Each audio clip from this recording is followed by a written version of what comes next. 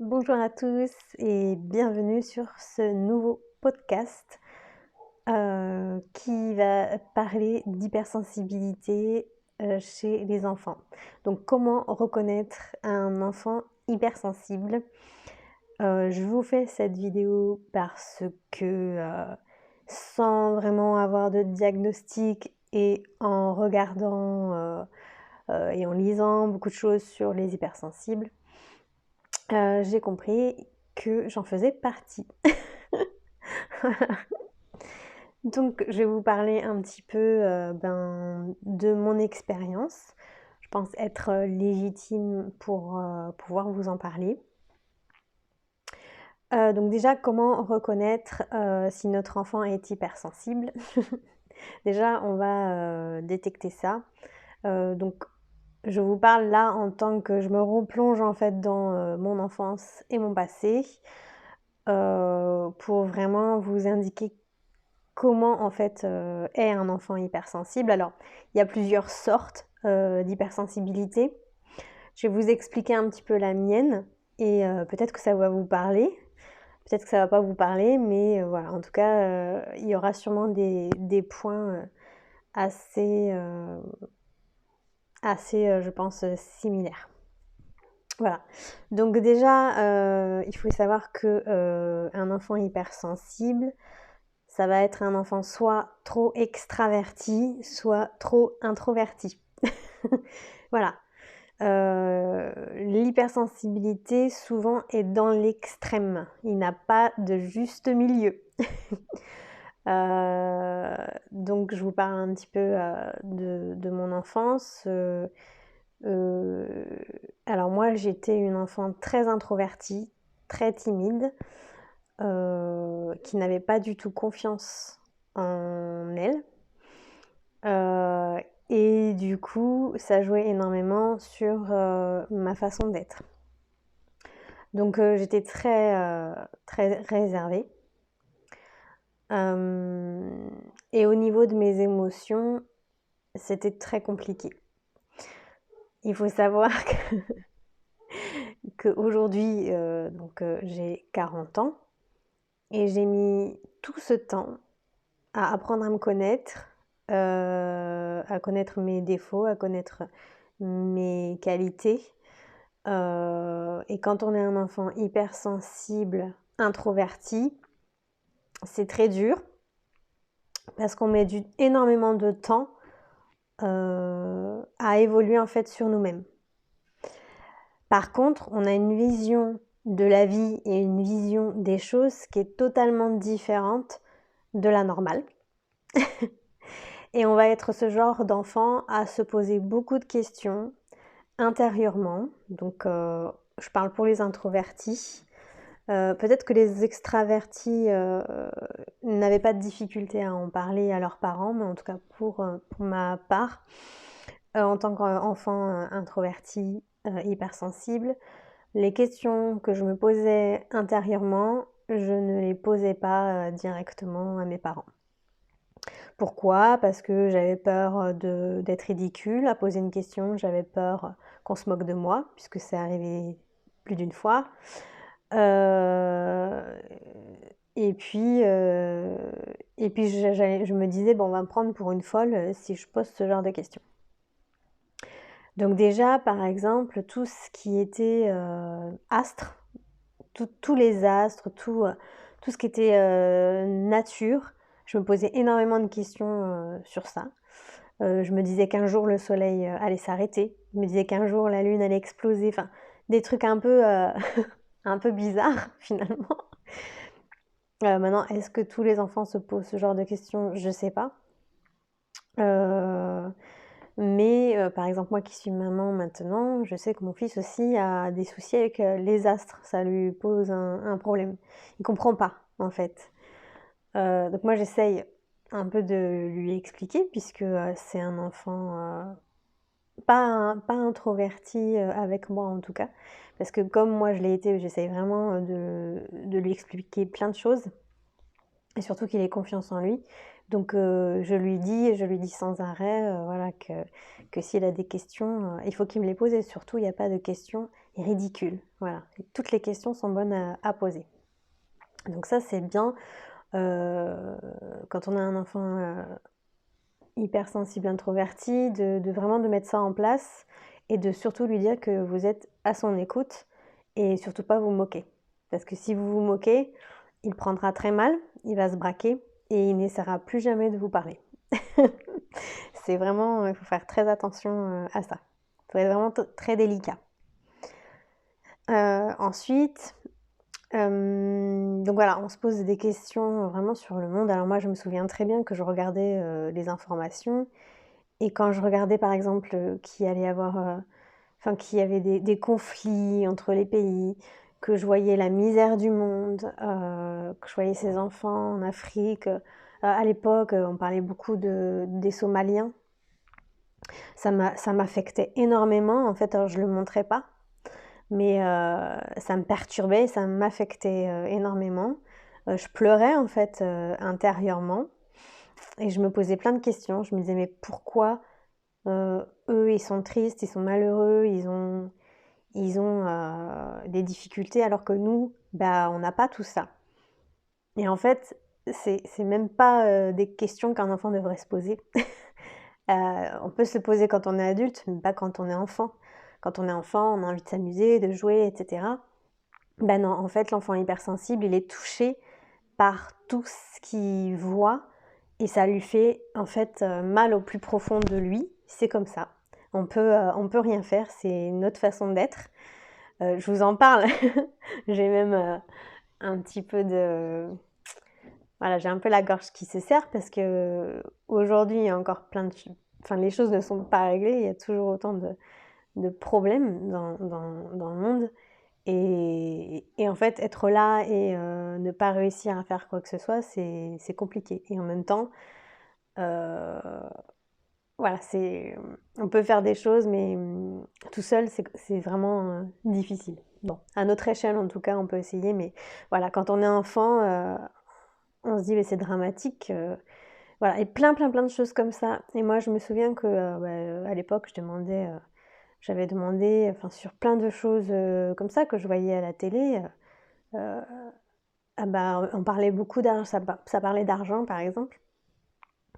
Et je comprenais pas, en fait, ça me paraissait tellement ridicule. Moi, je voyais déjà que c'était tout un cinéma, en fait. Je voyais vraiment, et je voyais les choses vraiment très pragmatiques. C'est-à-dire que, s'il y a des difficultés, qu'il y a des pays qui, euh, qui n'ont pas d'argent, pourquoi on n'en refait pas de l'argent? Enfin, je veux dire, c'est du papier. Donc autant refaire cet argent. Enfin voilà, c'était des choses très simples en fait. Moi je trouvais je trouvais la solution directe. Mais c'est pas comme ça en fait. Quand on me disait mais c'est pas comme ça, Pauline, c'est pas comme ça la vie. Non, on peut pas. Je me disais mais c'est bizarre. C'est bizarre. Pourquoi c'est si simple en fait et en fait on pourrait finalement. Mais il y a tellement de choses autour de tout ça que c'est pas possible. Alors, le système, il est comme ça. Et quand on est enfant, on comprend pas trop le système. On se dit, les choses, voilà, elles sont simples. On appelle un chat, et puis voilà, c'est réglé. Donc, beaucoup de choses comme ça.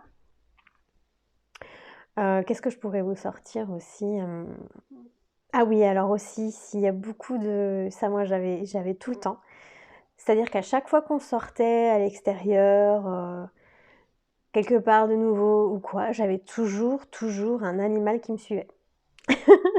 Toujours. Je me rappellerai d'un petit caniche noir qui faisait que me suivre. Donc on marchait et il faisait que me suivre tout le temps. Voilà, en fait, on a un truc avec les animaux qui est inexplicable.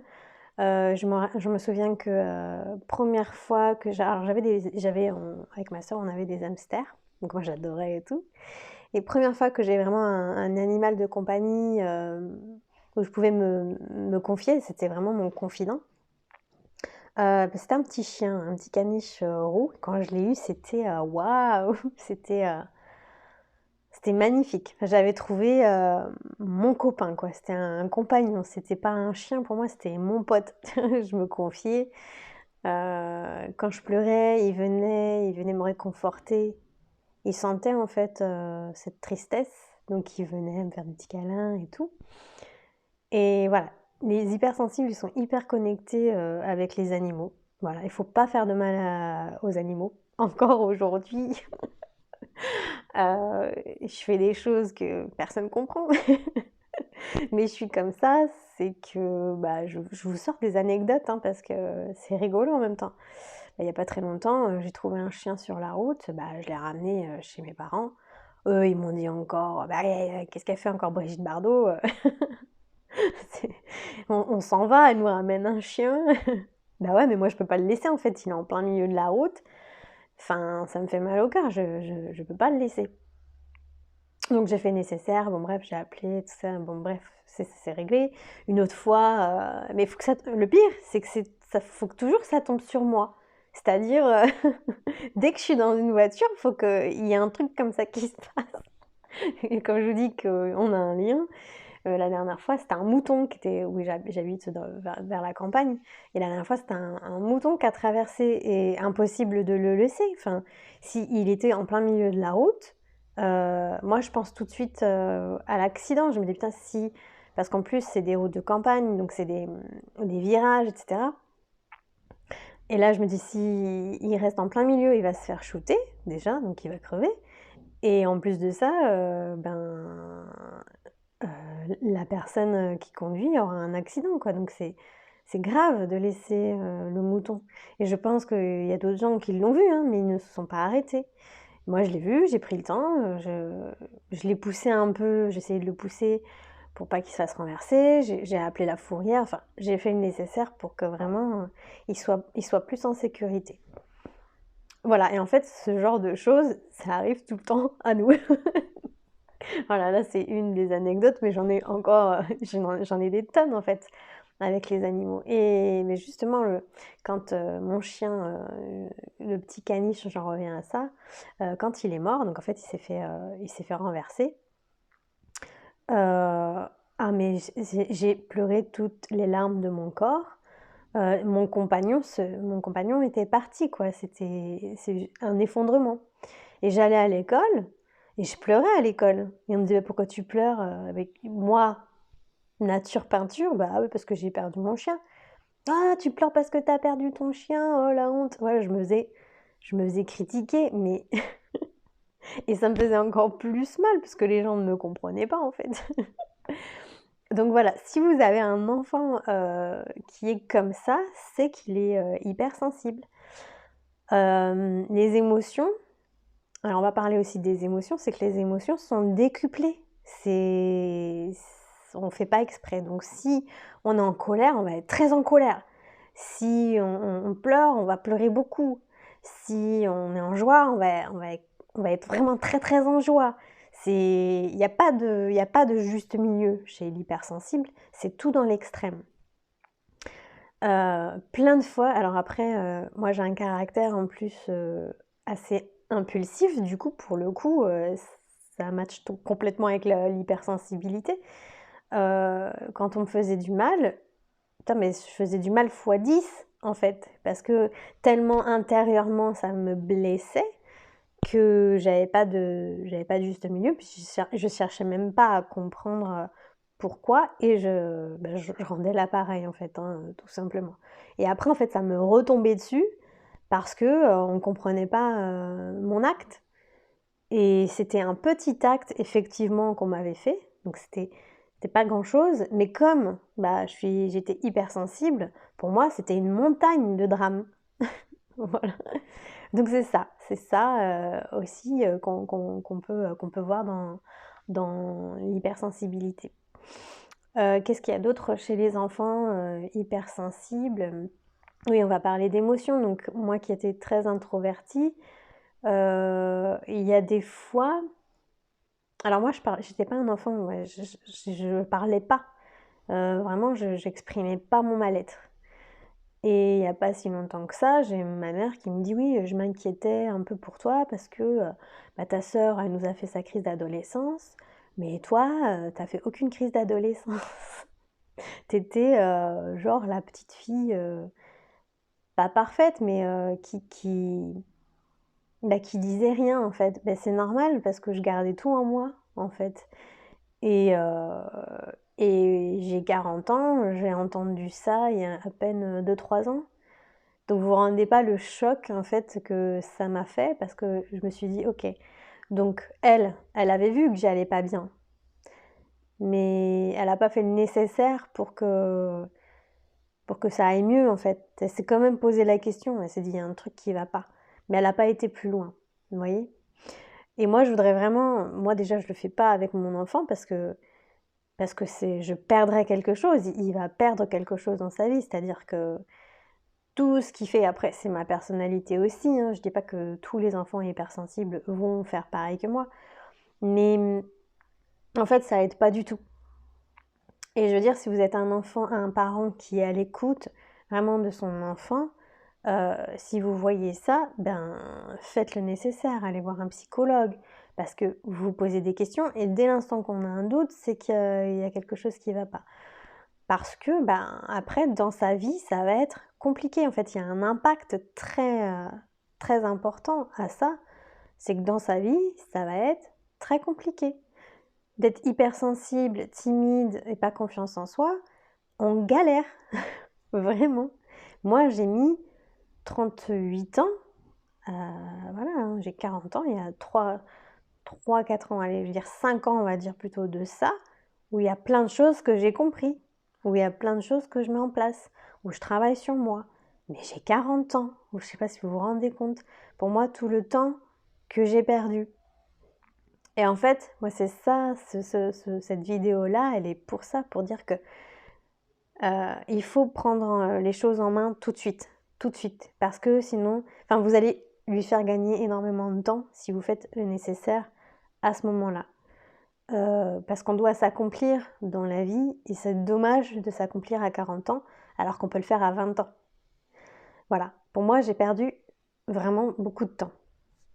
J'ai perdu du temps dans le fait de me connaître, j'ai perdu du temps à ne pas extérioriser ce que j'avais envie d'extérioriser, j'ai perdu du temps à une carrière, j'aurais pu faire un métier qui me plaisait et puis j'ai pas pu à cause du fait que j'avais pas confiance en moi. Enfin, c'est un tout. Alors je dis pas que tous les enfants hypersensibles n'ont pas confiance en eux, mais ils ont tellement de mal à exprimer leurs émotions que c'est compliqué.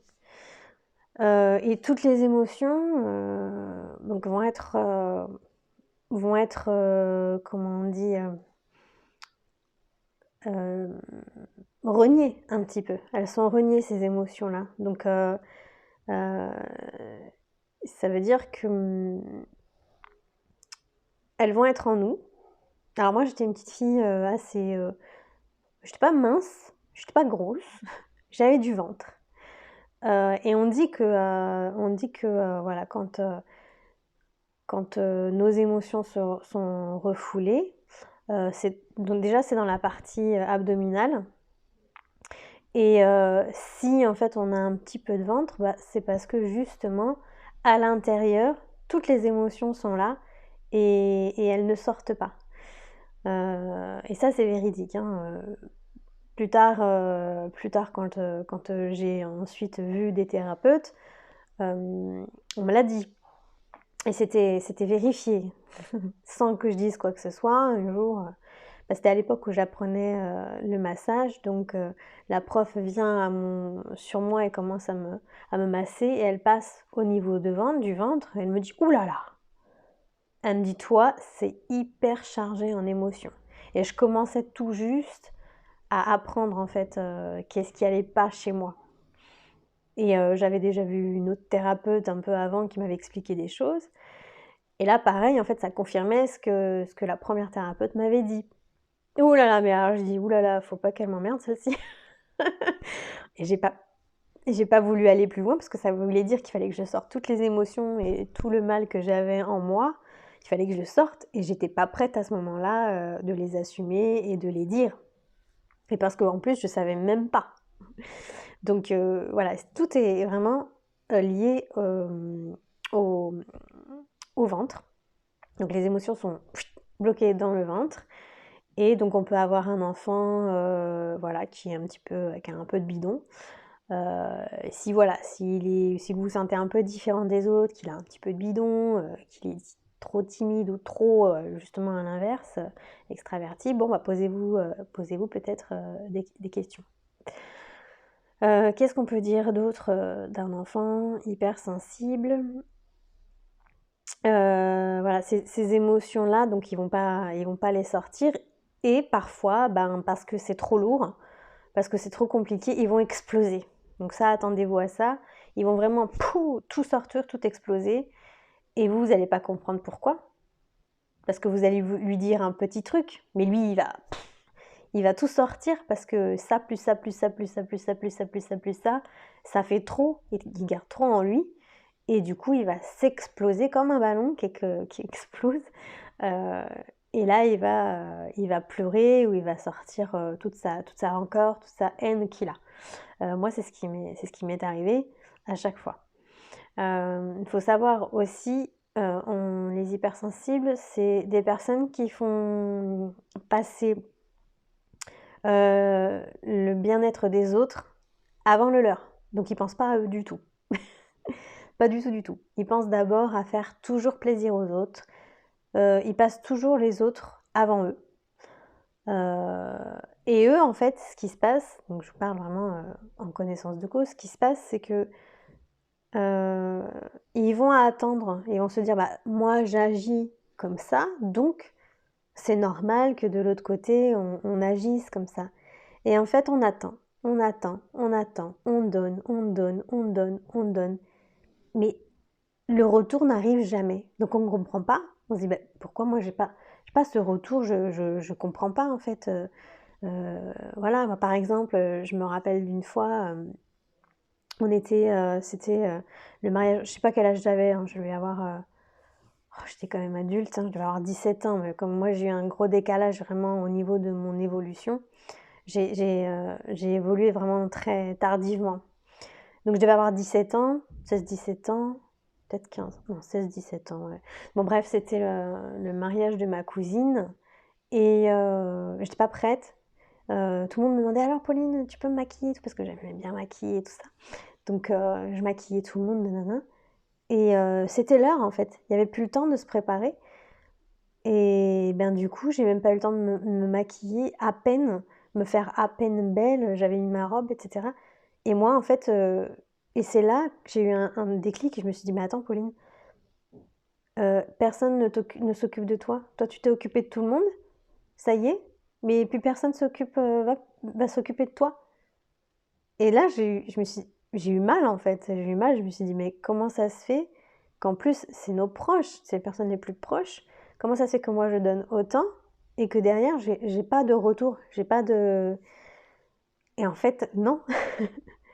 En fait, c'est qu'on fait mal, c'est notre faute et pas notre faute, c'est qu'on ne sait pas, on se dit que tout le monde est comme ça. Non, tout le monde n'est pas comme ça. C'est que les hypersensibles qui ont ça. Bon, après, il y a d'autres personnes aussi hein, qui sont dans le don, je dis pas, hein, c'est pas que les hypersensibles, mais ça fait partie de ça. Et ça crée un très gros mal-être chez nous parce que ben on va attendre toujours en fait le retour que nous on va donner. Et là où on se trompe, c'est que non en fait, on doit se le donner à nous, on doit plus le donner aux autres. Toute cette bienveillance et tout cet amour, c'est à nous qu'on doit le donner. Et on se trompe, c'est pas aux autres. Ça fait partie aussi des choses importantes chez un enfant. Voilà. Il va être toujours à l'écoute des autres, toujours vraiment voilà, dans la bienveillance de l'autre. J'ai plein d'anecdotes comme ça. Euh, euh, Quand je commençais à travailler, c'est important de vous le dire, à quel point on peut ressentir les choses et à quel point elles peuvent nous faire mal. Ouais, j'ai mes voisins qui font des travaux, super. Bref. Une autre anecdote, c'était... attendez que je me souvienne... parce qu'en même temps ça a tapé, donc ça m'a perturbée. Ah oui, je commençais à travailler dans la vente et toujours dans la bienveillance. Qu'est-ce que je fais pour vraiment pour m'adapter aux gens et pour essayer de m'intégrer vraiment aux personnes, bah, j'achète des croissants et des pains au chocolat à tout le monde. Bon, c'est comme ça. Donc je le fais, j'achète, je donne. Et puis il y en a une qui me regarde et elle me dit: «Pourquoi tu nous offres ça?» Alors moi je comprends pas, je dis parce que ça me fait plaisir. Elle me dit: «Ah oui, ça te fait plaisir? Ouais, en fait, en gros, t'es en train de nous acheter. Ça n'existe pas les gens comme ça.» Oh la claque que je me suis prise. Waouh, elle m'a blessée tout au fond de mon être, c'était horrible. Et moi tout de suite, en fait, je me suis mis à sa place et je me suis dit: «Oh, la pauvre, elle doit avoir une vie compliquée pour se dire ça, hein, pour dire ça.» C'est-à-dire que personne ne lui a jamais fait ça. Et moi, comme c'était dans mon habitude, ben, j'ai pas compris en fait. Et je l'ai pris forcément pour moi parce que ben, ça m'a blessée tout au fond de mon être, quoi. Enfin, plein de choses comme ça où quand on fait les choses, déjà, on les fait 100% à cœur, enfin vraiment parce qu'on le veut. Euh, et en retour, ben, quand on n'a pas, c'est compliqué. Voilà. Donc ça, c'était vraiment... Je vous ai un peu parlé de ma vie d'enfant, mais aussi de la vie adulte. Et je voudrais vraiment pas m'arrêter là parce que je vais aussi faire...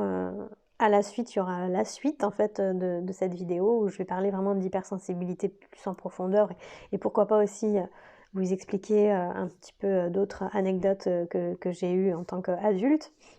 Et là, je voulais vraiment me consacrer aux enfants parce qu'il y a quand même un grand impact quand on est enfant introverti, hypersensible ou extraverti. Alors, je ne vous parle pas de cas extraverti parce que c'était pas mon cas.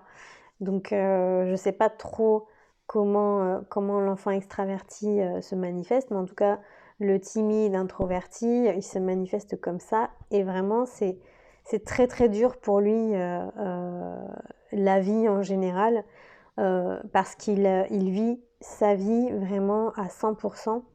Il n'a pas de juste milieu, il est entier à chaque fois. Et quand il tombe sur des personnes qui lui font du mal, psychologiquement, c'est très dur. Donc il peut y avoir des enfants avec un mal-être très profond, qui peuvent faire des fugues, qui peuvent faire des choses comme ça parce que c'est des enfants qui ne sont pas compris, on est incompris. Il y en a qui cherchent pas du tout à comprendre non plus, hein. Il y en a qui se disent bon bah elle est comme ça, et ben elle changera. C'est à elle de s'adapter. Et puis il y a des enfants encore plus sensibles que ça et qui amènent vraiment à un mal-être profond, à se scarifier ou à carrément malheureusement à se suicider. Donc voilà, c'est vraiment très très important de qualifier et d'être à l'écoute de ce genre d'enfant, parce que la vie va être compliquée pour lui, parce qu'on vit dans un monde très très difficile et très dur, et qu'il faut qu'il apprenne vraiment, qu'on lui donne les clés à pouvoir avancer en étant hypersensible. Voilà, donc j'espère que cette vidéo vous aura plu, elle n'aura pas été trop longue.